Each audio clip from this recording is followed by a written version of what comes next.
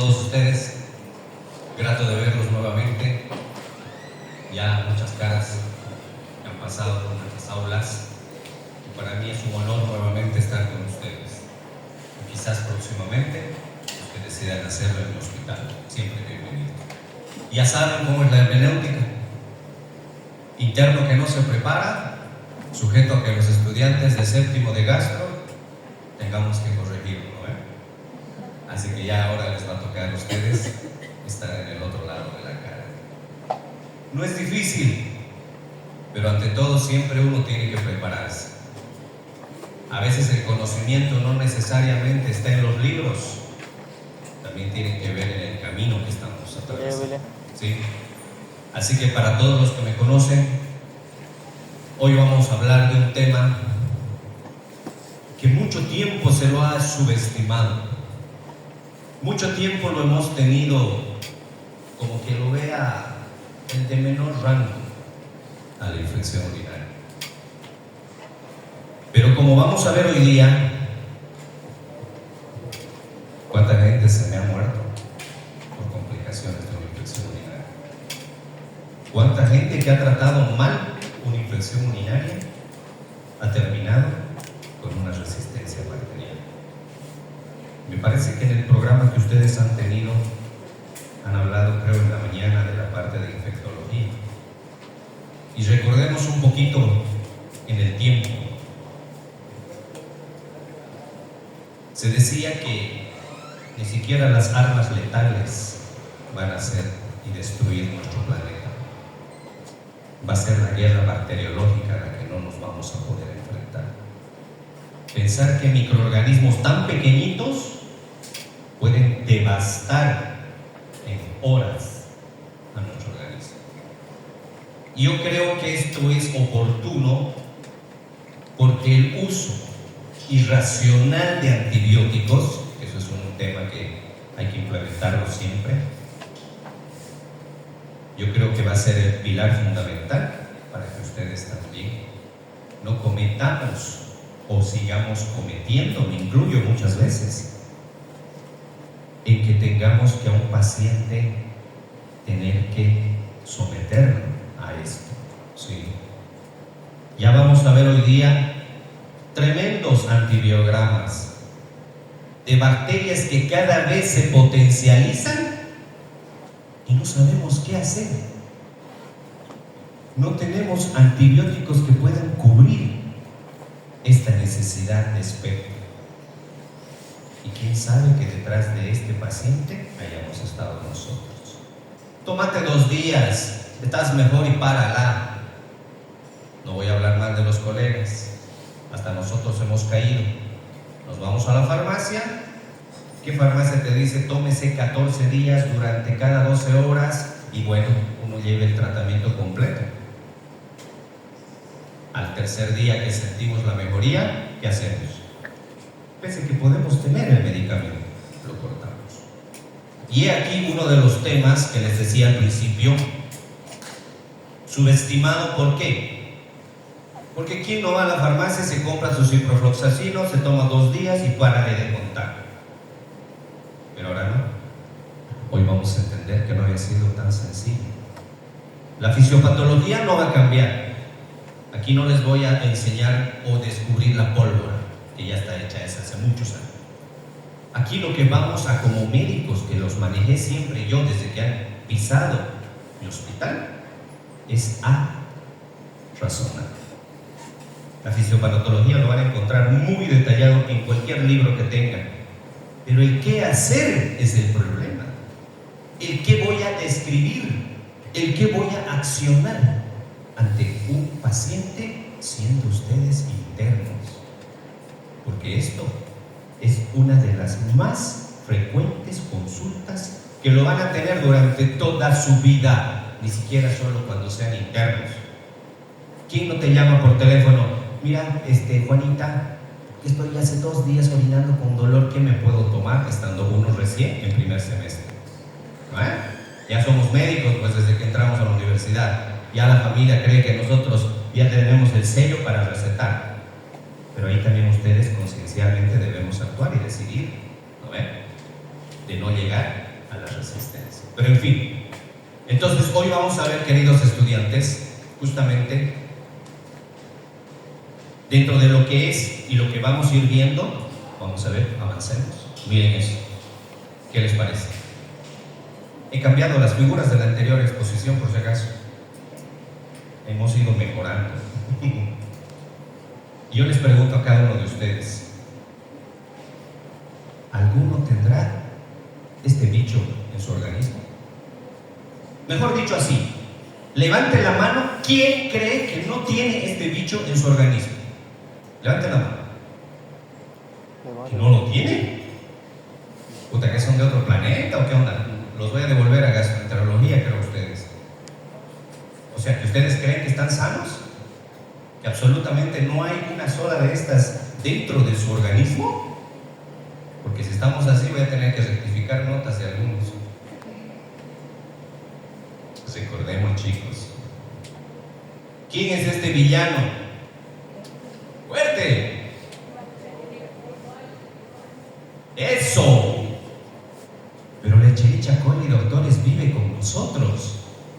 Yo ahorita le agarro al doctor, a la doctora, a cualquiera de ustedes, saca una muestra de intestino y está ahí. O sea que todos deberíamos haber contestado, sí, doctor, yo lo tengo. Porque esto vive en el colon. Está dentro de nuestros intestinos. Que después salga de su casita, que salga de su zona de confort y aproveche de entrar a zonas donde no corresponde. Eso es otra cosa. Ahí les hubiese preguntado, ¿quién tiene ahorita una Escherichia coli en su vía urinaria? Eso sí ya es otra cosa. Pero dentro de su organismo, doctores, esta vive en todos nosotros, ¿sí? Así que no piensen que porque, no, yo no tengo nada, esto no tiene que ver conmigo. Pues no, porque toditos tenemos desde que nacemos hasta que morimos. Más bien el que no tiene, por eso digo, debería ser de otro planeta. Porque en teoría este bicho sí no está, porque también es benéfico en el colon. Y está dentro de la flora bacteriana. ¿Ok? Así que ya saben, la próxima, ya saben mis preguntas capciosas, ¿no ven? Acuérdense de los exámenes. Entonces, vive con nosotros. Muy distinto que no esté ahorita, o tal vez está, porque yo no sé. A ver, vamos a hacer un análisis de orina, mentira. Pero podríamos hacer, porque también vamos a aprender que hay una entidad importante, que es la bacteriuria asintomática. Que puede que yo me sienta normal y que puedo miccionar bien y que no voy a tener fiebre, pero tengo más de 100.000 unidades formadoras de colon. Pero me siento sano.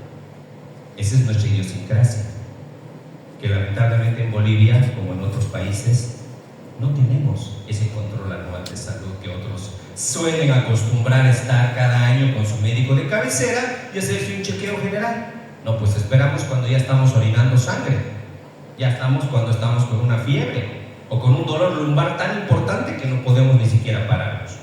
Entonces, el villano de hoy, que lo vamos a conocer, es este.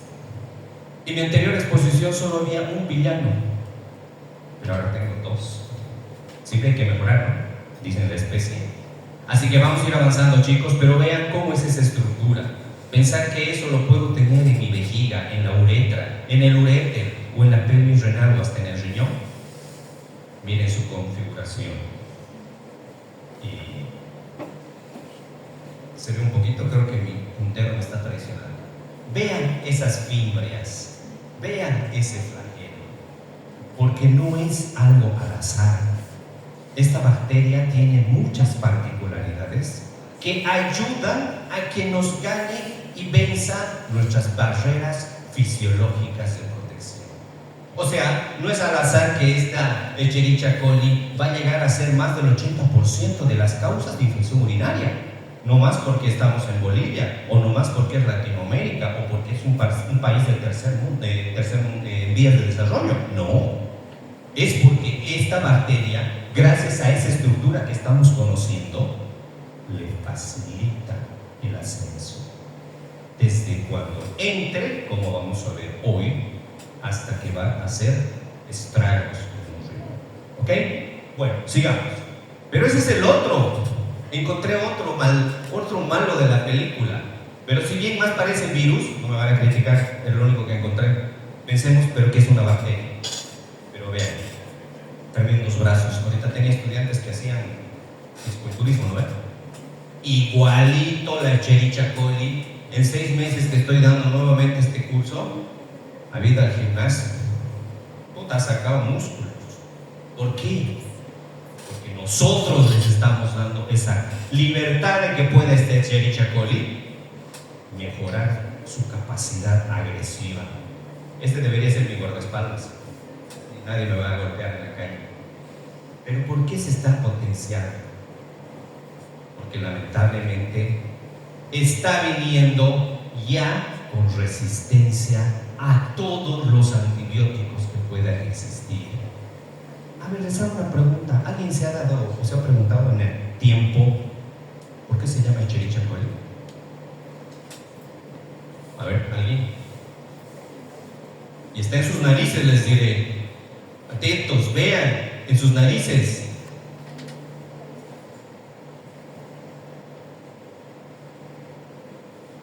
Siguiente, perdón, aquí.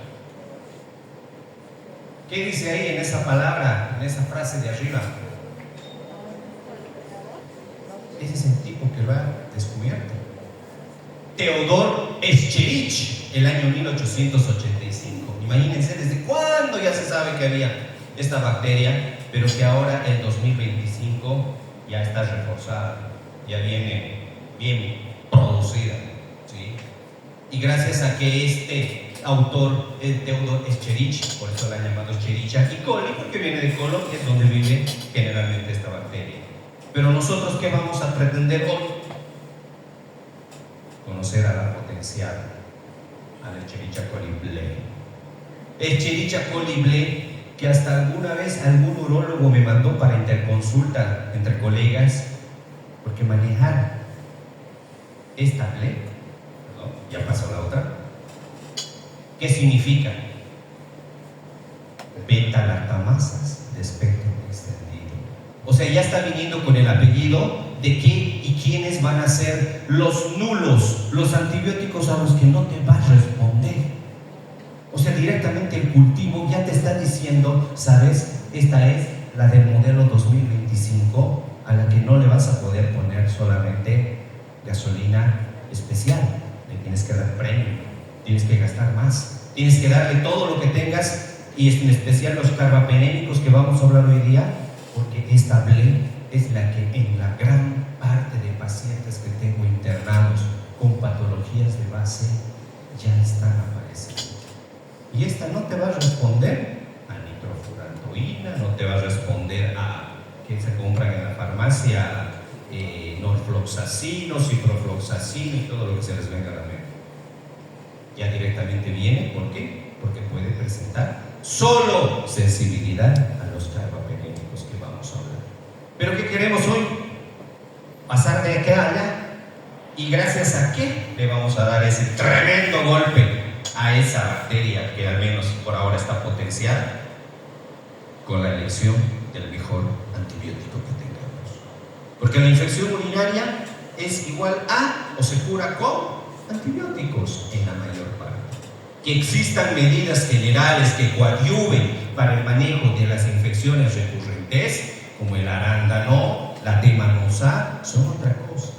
Pero no puedes ir a matar o a pelear con un antibiótico si no tienes, una bacteria si no tienes un antibiótico. Eso sí, métanse a la cabeza. ¿Ok? Muy bien, sigamos. Entonces nosotros lo que vamos a pretender hoy día, ¿qué va a ser? Dar a conocer obviamente la importancia, las nuevas definiciones, la nueva clasificación, tanto la fisiopatología y lo que yo quiero que aprendan hoy, y en particular de aquí se vayan sabiendo cómo interpretar un examen general de orina. Ustedes son los primeros que, interno, va a hacer el examen de orina de su paciente de la cama 2-3, muy bien. Vaya y recoja, y cuando trae, no saben qué hay. Y todos piensan que al ver leucocitos ya es infección. Pero hay otros parámetros precoces que al darse cuenta ustedes mismos con la clase de hoy van a entender. había sido solo los leucocitos, porque los leucocitos no son sensibles para identificar una infección urinaria, ¿sí? Y por último, que les decía, lo más importante, el uso racional de antibióticos. Sigamos. Como todo, ahí están las direcciones de donde hemos sacado la información. Hasta la anterior vez que me invitaron, hemos sacado de los protocolos de tratamiento de las infecciones de quién, de la Sociedad Española de Urología. Pero ahora este año, miren cómo las cosas, ¿no? Yo he recibido el golpe, así como en el anterior dibujito. Porque cabalmente cuando yo estaba exponiendo el anterior semestre, un día así como hoy, estaba dando la nueva clasificación del 2021 de las infecciones urinarias, ¿sí? Pero a lo que yo seguramente estaba exponiendo, los, llamemos expertos, que se los presento, la escuela europea, las guías europeas estaban ya en impresión, la nueva clasificación que la van a conocer, que es más sencilla, gracias a Dios, porque cuando les daba la anterior vez esta era bien complicada. Ya no hay alta y baja, doctores. Si bien ahora es nuestro tema didáctico, académico, no lo voy a negar, es la más útil. Pero tenemos que conocer también, cuando ustedes se vuelvan al Brasil, váyanse al Perú, que hay estudiantes de otros lugares, pero les siguen enseñando en Bolivia alta y baja. No, se usa para clasificar al tipo de paciente, para ver la sintomatología. Pero otra cosa es lo que en las guías se están publicando, lo que ha cambiado y hoy vamos a conocer. Y les decía en particular esta otra, porque este año, en abril del 2025, no sé si está aquí, sí, ha cambiado otra vez esa clasificación. Pero gracias a Dios, les decía, de una forma mucho más sencilla, porque la que le di el anterior semestre era más complicada. Más bien se ha facilitado la vida. Vamos a seguir, pero no se preocupen, vamos a encontrar. Sigamos. Definición. Miren, allá. No tengo puntero, pero lo vamos a simular.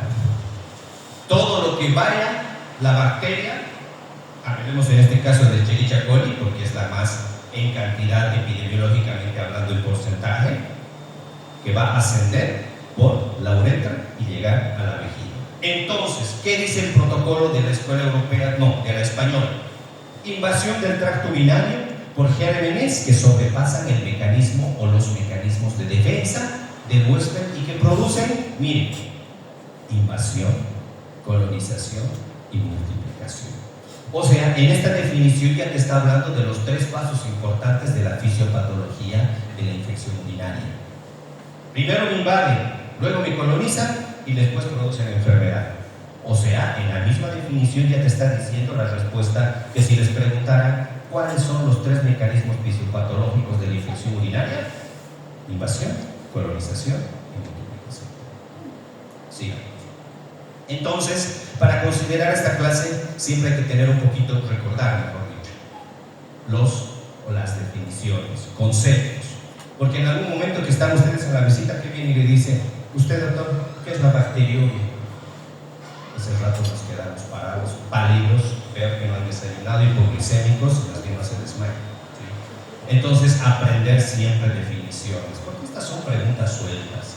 De hecho, cuando ya están en el internado, no es un lugar donde, ojo, van a llegar a que vuelvan a aprender. Empiezan a demostrar lo que ya saben, por si acaso. ¿Sí? Bueno, bacteriuria, primer punto.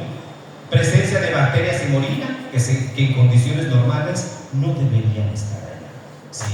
O sea, en lugares donde debería ser aséptico, como la vejiga que vimos en la anterior diapositiva, ahora sí existe.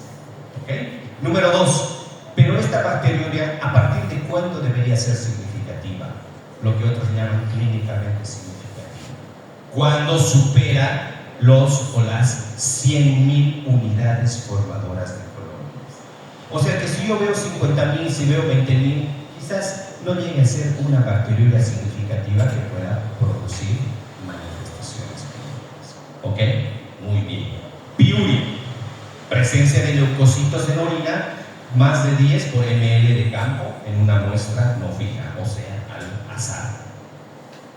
Y allá la famosa bacteriuria asintomática, ¿no? Presencia de más de 100.000 unidades formadoras de colonias en orina, obviamente, pero en ausencia de síntomas. Y esta es pregunta hasta para entrar a la residencia, ¿no? Y todos pensamos, pucha, sí, me acuerdo, pero el momento que sabemos y debemos dar la respuesta, ¿cuántas unidades formadoras de colonias son? Entonces, recuerden que la bacteriuria asintomática debe cumplir el criterio de la bacteriuria significativa.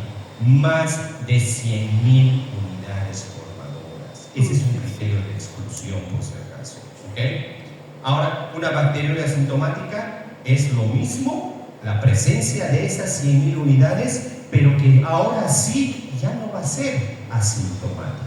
Ya va a llegar con el componente clínico, o sea, ya va a dar manifestaciones, y a esto se lo ha llamado el síndrome miccional, que no son más que ese conjunto de síntomas relacionados a la patología urinaria.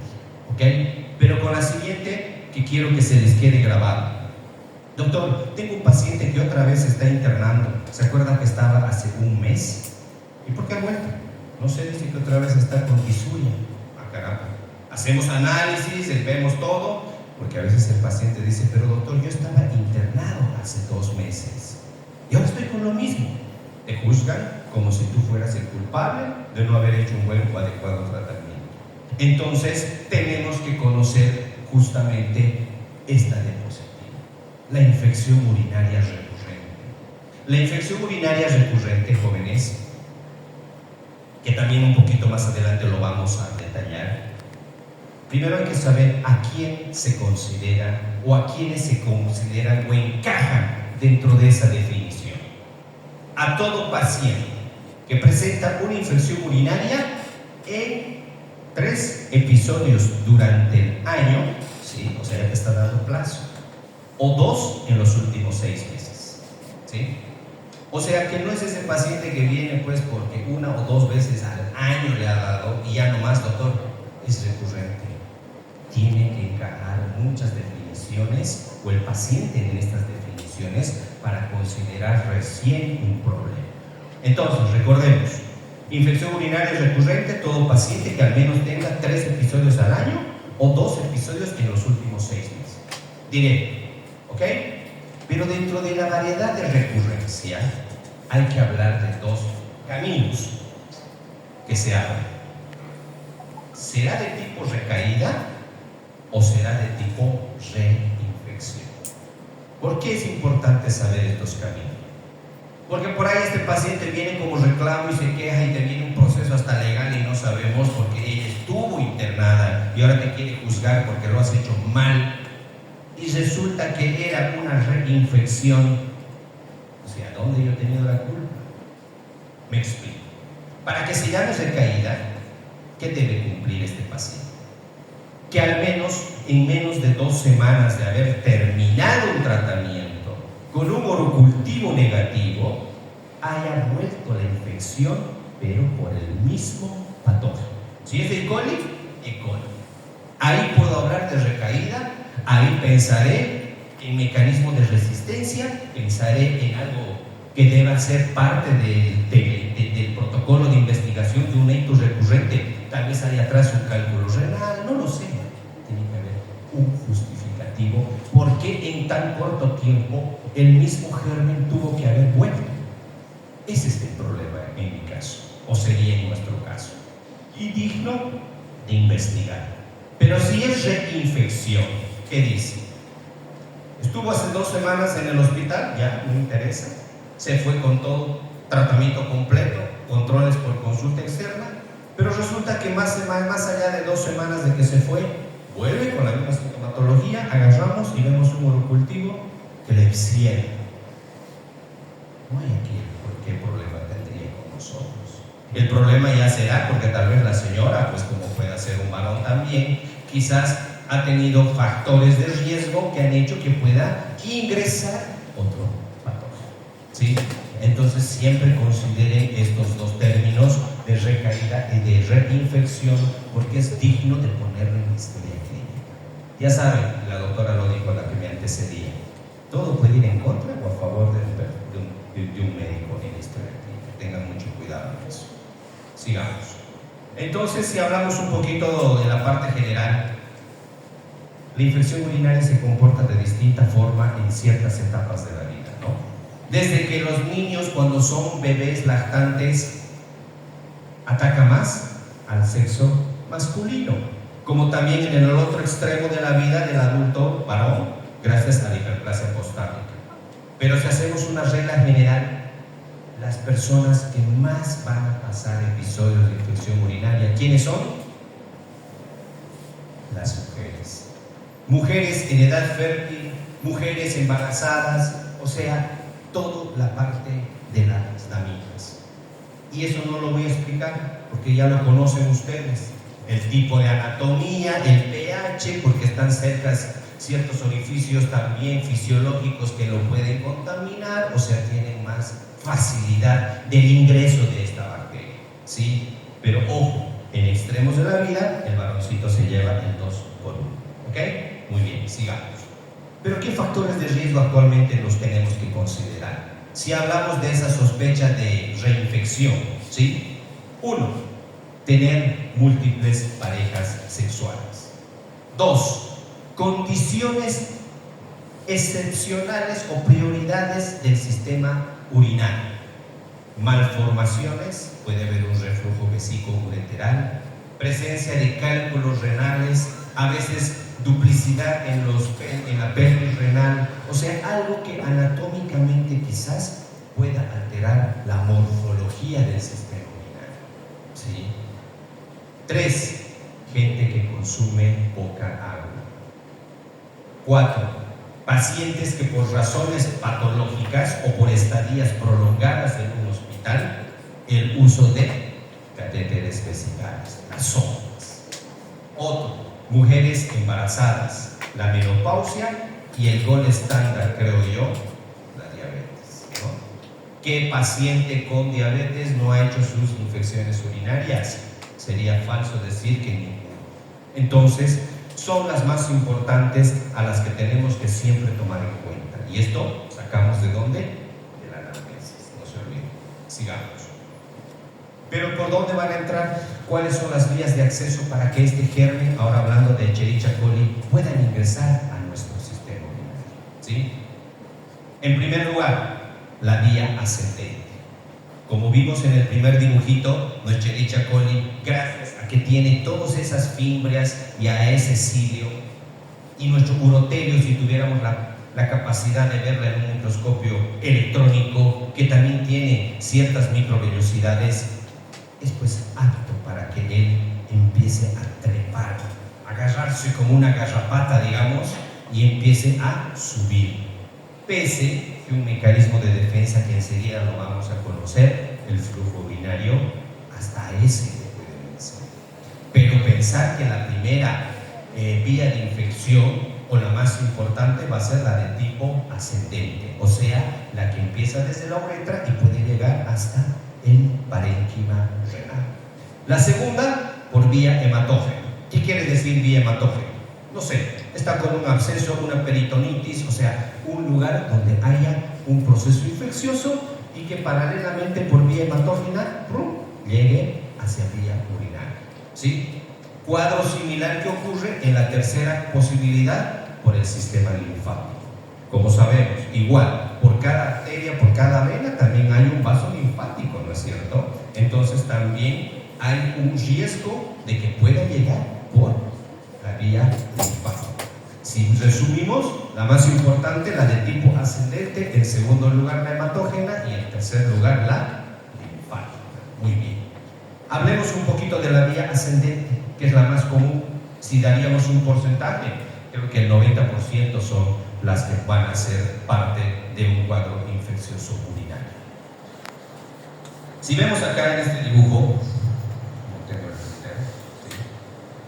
vemos en el primer círculo de toda la vía o de la parte del recto, todas esas Escherichia coli que les decía que viven en el colon, van a migrar, no solamente pueden contaminar también la vía vaginal en las mujeres, sino también en la parte anterior de la uretra, y estas van a empezar a hacer un ascenso. Por esa razón es que las mujeres, como está aquí en la diapositiva, tienen más riesgo de contraer una infección urinaria. ¿Por qué? Porque ¿cuánto mide una uretra de las damitas?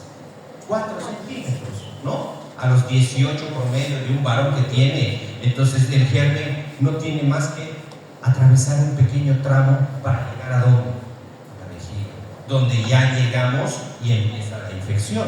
Entonces las mujeres, gracias a que tienen una uretra corta, siempre va a haber una contaminación cercana, perivulvar o perirectal, facilitan el ingreso de esta bacteria.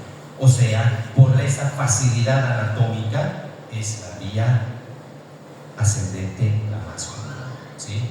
Pero la otra, la vía hematógena, que generalmente está en pacientes con algún grado de inmunosupresión, pacientes que tienen bacterias. ¿Qué es la bacteria? Cuando ya las bacterias de cualquier foco infeccioso pasaron a vía hematógena. Y la sangre pues tiene el derecho de llevar a donde le pegue la gana, ¿no? Entonces va a llegar igual a perfundir el riñón y por ende va a producir una infección también renal. De hecho, en este caso de la vía hematógena, casi la mayor parte ya no es Escherichia coli. ¿Quién aparece acá? Los Staphylococcus aureus. Porque aquí ya no necesita valerse de Escherichia coli para treparse por el urotelio. Aquí directamente pasa hacia la circulación sanguínea y se va a transportar cualquiera de las bacterias. Y si pensamos un poquito, ¿quiénes abundan o quiénes se complican siempre las bacterias? Los estafilococos, que no solo van a traer un dolor de cabeza con la infección, sino con la posibilidad de hacer abscesos renales.